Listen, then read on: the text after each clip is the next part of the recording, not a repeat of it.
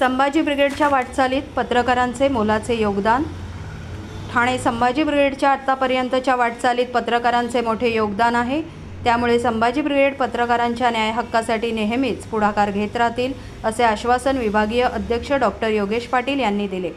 संभाजी ब्रिगेडचे राष्ट्रीय अध्यक्ष ॲडव्होकेट मनोज आखरे यांच्या वाढदिवसानिमित्ताने आयोजित केलेल्या सन्मान सोहळा क्रियाशील कार्यकर्ते आणि पत्रकारांचा गौरव समारंभाला डॉक्टर योगेश पाटील बोलत होते। राष्ट्रीय अध्यक्ष ॲडव्होकेट मनोज पाटील यांचा 3 सप्टेंबर हा जन्मदिवस संभाजी ब्रिगेडतर्फे कार्यकर्त्यांचा सन्मान दिवस म्हणून साजरा केला होता। त्याचे औचित्य धरून यावेळी संभाजी ब्रिगेडच्या ठाणे विभागातर्फे ठाणे शहरातील 11 पत्रकारांचा सन्मान करण्यात आला।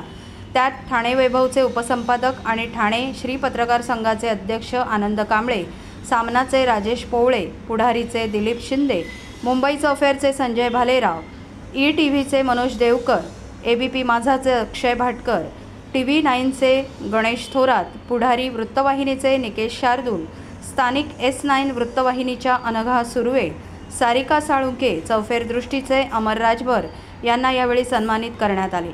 या कार्यक्रमात शिरीन रेहान शेख यांची कौसा तालुका महिला अध्यक्ष आणि शकीला शेख यांची मुंब्रा विभाग महिला आघाडीच्या कार्याध्यक्षपदी नियुक्ती करण्यात आली। मराठा सेवा संघाचे ठाणे जिल्हाध्यक्ष मंगेश आवळे यांचे समयोचित भाषण झाले।